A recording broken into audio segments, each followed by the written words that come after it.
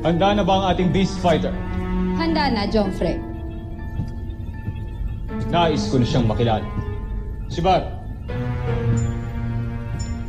Pinapakilala ko ang mga bago nating kampyon. Yan si Vysanger. Matatalo kay Voltes 5 upang masakop natin ang planetang ito. Vysanger. Ikinagagalak kitang makilala.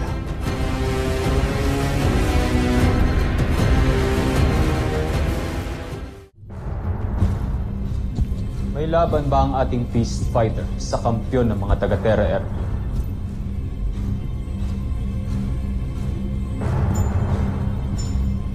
Walang duda, Jomfrey. Mas malaki ang tindig ng ating beast fight para kay Voltes 5. Hindi lamang yun, Jomfrey. Mas marami na rin itong armas at mas matibay ang kalasan. Kung ganon, ilabas si Vysanger at ihanda siya sa pagsasana. Nais kong makasiguro na handa siyang lumaban. Emerald Draco, ikaw ang mamamahala sa pagsasana. Siguraduhin mong magiging mabagsik na sandata ang ating pangalawang beast fight. Masusunod, Jom.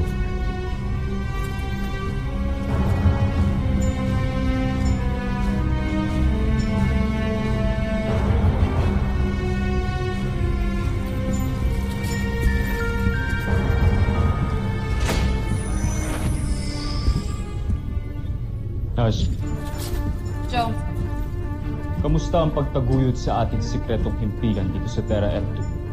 malapit na ito matapos. Pinamumunuan na ni General Zul ang pagpapatay ng palasyo, Jomfrey. Mainit.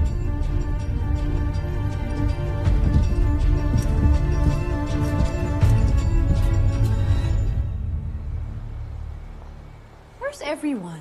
Why is it dark here? Lights! Thank you! Pero bukas pa birthday ko!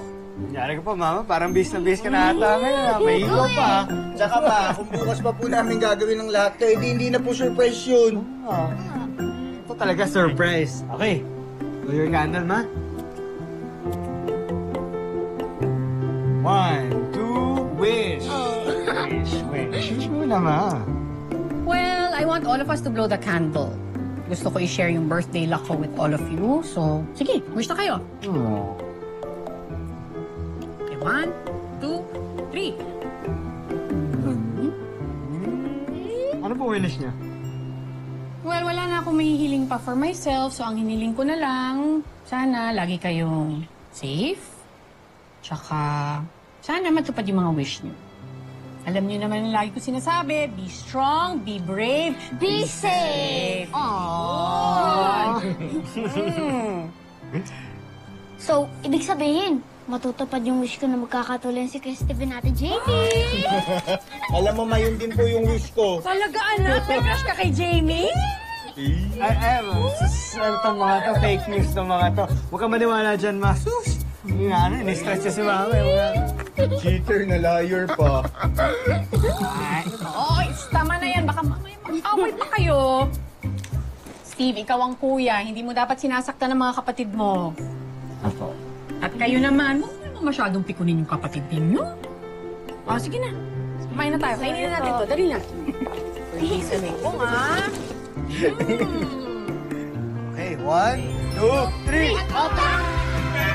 Galing malaki kay Big Bird. Malaki kay Big Bird. Okay lang. Yan. Muna, ha? Akin na lang yung cherry mo, ha? Cherry.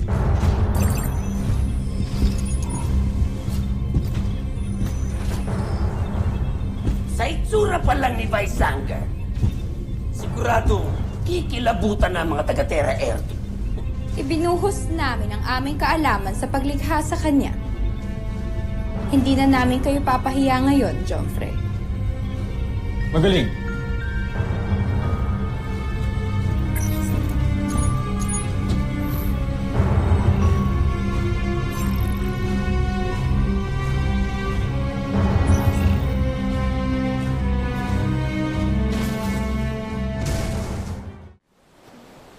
guys, kamusta? Okay naman. Lalong-lalo na to si Kuya. I'm sure masayang-masaya siya. Bakit? Kasi may bago siyang crush. Talaga, meron akong crush. Uy, talaga ba? Uy, paano na si Eva?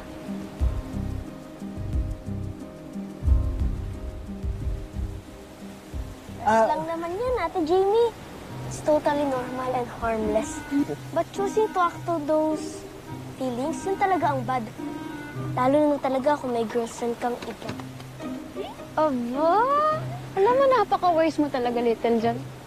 So, Steve, sino nga ba kasi talaga yung crush mo? Kilala ko ba? Kilala mo. Totoo niyan, wala akong crush kasi nag-iimbento lang yung mga yan. Kinikilig ko. Tingnan mo yung mukha ni Big Bird, hindi naman nagsasabi. Palusot. Steve, Babe. Okay na sa amin. Attention please, attention please. We are requesting everyone to please assemble at the conference hall immediately.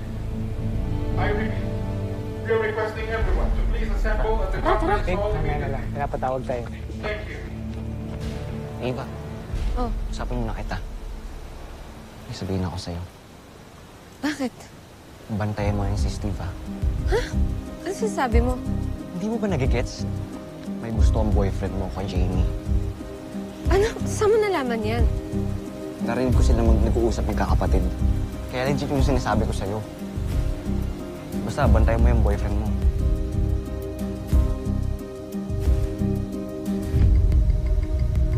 Tara.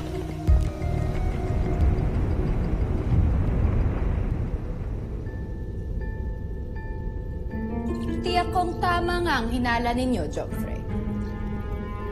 Sa Terra Erto nga nagtatago ang taksil na si Hrothgar noon. Halata naman sa teknolohiya nilang gamit ngayon na gayang-gaya ng sa atin.